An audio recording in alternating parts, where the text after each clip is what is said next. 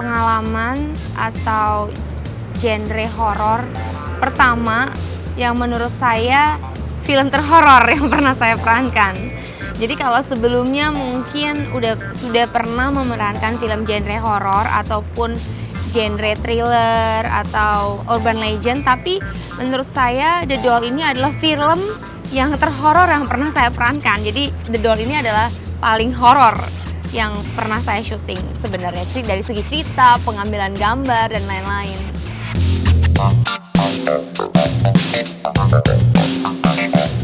Pasti dari segi cerita, dari konsep, dari pengambilan gambar, memang ini sudah diperuntukkan untuk film yang bisa menguji adrenalin gitu loh. Jadi begitu saya nonton, saya lihat wow, horor banget ya gitu. Karena kalau yang sebelumnya kan formulanya lebih, dramanya cukup kuat, horornya itu tidak terlalu karena kita mengedepankan dari sisi ceritanya. Tapi kalau ini ceritanya sendiri pun sudah horor gitu. Jadi memang suasananya, moodnya memang udah terasa banget horor. Jadi saran saya sih nggak nonton sendirian ya gitu.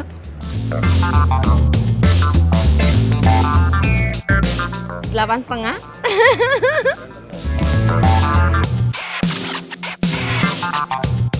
Pastilah, maksudnya dalam setiap karya, apalagi karya sendiri ya, maksudnya film sendiri pasti saya tidak mau berkomentar sebelum preview dari penonton itu sendiri gitu. Tapi dari segi pemain, dari segi kualitas film, saya puas di sini, bukan cukup puas gitu.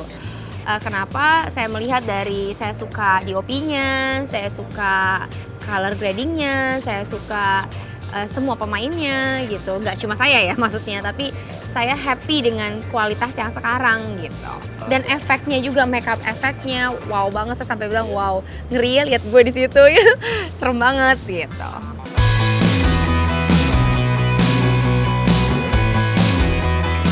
Saya suka karakter Sarah. Kak Sarah di situ luar biasa, awesome, dan peramal yang dapat sangat meyakinkan, tapi ada sex appeal-nya juga dia. Jadi walaupun di situ perannya peramal, tapi look-nya dia itu kelihatan elegan dan sex appeal-nya dapat juga gitu. Sex appeal maksud saya arogannya, meyakinkannya, cantiknya, semua dapat di situ. Denny saya suka dengan actionnya dia. Denny totalitas dalam hal action ya di film ini buat saya, karena ini film ketiga bareng Denny, jadi sudah ada chemistry-nya dari awal, jadi kita udah ngerti lah adaptasinya gimana.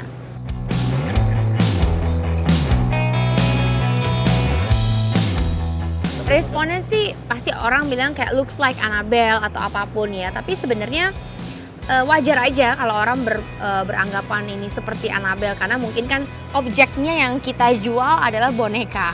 Dan kalau kita ngomongin boneka pasti Annabelle atau Chucky. Tapi sebenarnya di sini kita mau tekankan bahwa Amerika punya Annabelle, kita juga ternyata punya kisah urban legend tentang sebuah boneka. Jadi nggak cuma negara orang aja, tapi kita pun punya kisah itu. Kalau objeknya sama dengan film-film Hollywood atau film barat, itu sesuatu hal yang wajar ya. Masa kita nggak bisa mengangkat objek yang sama, tapi kan storyline, karakternya, semuanya beda total. Jadi kalau dibilang Annabelle versi Indonesia, tidak sama sekali. Tapi objeknya saja boneka, so orang-orang beranggapan bahwa ini seperti Annabelle Indonesia, padahal tidak gitu. Jadi kita nggak ibaratnya franchise, nggak ini bukan restoran ya, ada cabang di Jakarta, nggak ada. Jadi ini murni adalah kisah boneka dari cerita urban legend atau kisah nyata dari Jalan Siliwangi yang memang ada bonekanya di atas pohon. Kisahnya beda-beda, tapi dari cerita kecelakaan mobil dan lain-lain gitu. Jadi anaknya lagi pegang boneka, akhirnya bonekanya ditaruh di pohon karena kejadiannya itu terjadi di Jalan Siliwangi depan pohon tersebut gitu. Itu yang saya baca di Google dan saya cek story-nya ya, kisahnya seperti itu. Tapi berbeda-beda lah. Tapi kita punya kisah itu juga ternyata.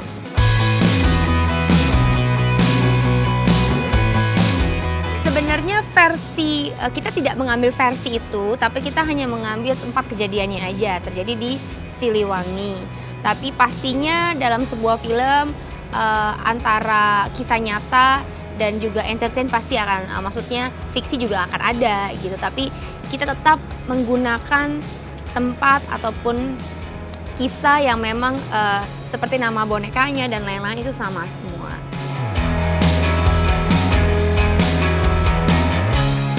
Ini menurut saya film terhoror yang pernah saya perankan, itu pasti.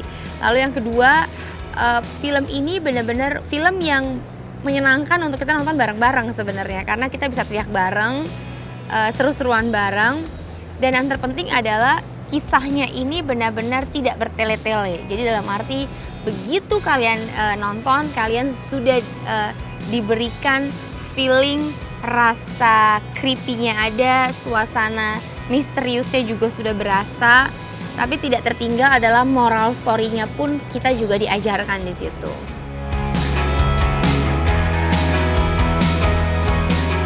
Terus terang adegan dimana saya kesurupan, itu terus terang selain berat melewatinya, terus juga make up-nya itu perlu sekitar 3 jam, 2-3 jam, dan harus berjam-jam. Terus juga take-nya itu cukup lama. Selain take-nya cukup lama, kita juga dituntut untuk tahan ya, karena berlumuran darah dan itu berjam-jam. Jadi kayak kulit juga iritasi pasti. Terus efek-efeknya juga dibuatnya pelan-pelan 3 jam, lama sekali. Tapi hasilnya puas, belum lagi harus disling, belum lagi harus teriak, belum lagi jadi pakai softland. Wah, itu kayaknya luar biasa, tantangannya luar biasa banget. Tapi pas ngelihat hasilnya saya sendiri aja kayak itu, maksudnya kayak ngelihat muka saya sendiri kayak wow, kok bisa ya, kayak ngeri aja gitu. Kayaknya lebih serem dari setan ya menurut gue.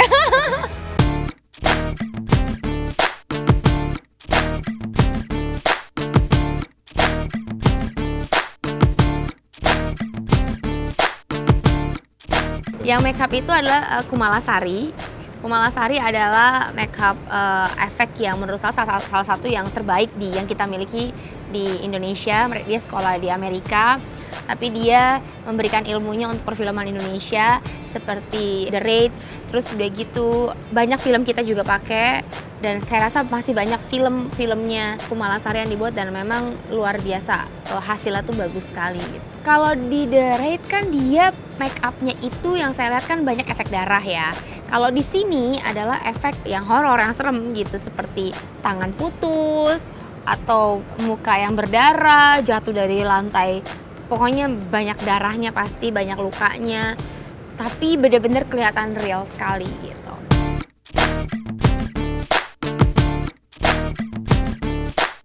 Special efeknya ada juga, tapi harus dilihat langsung. Tapi hasilnya menurut saya cukup baik, dan saya berharap sih film ini benar-benar bisa masyarakat tuh menikmati dari segi entertainnya gitu. Hai, saya Shandy Aulia. Jangan lupa saksikan The Doll di seluruh bioskop kesayangan kamu mulai tanggal 27 Oktober di Indonesia, Brunei, dan Malaysia. Pokoknya kalian harus nonton bersama keluarga, teman-teman. Nggak boleh nonton sendirian, nggak disarankan.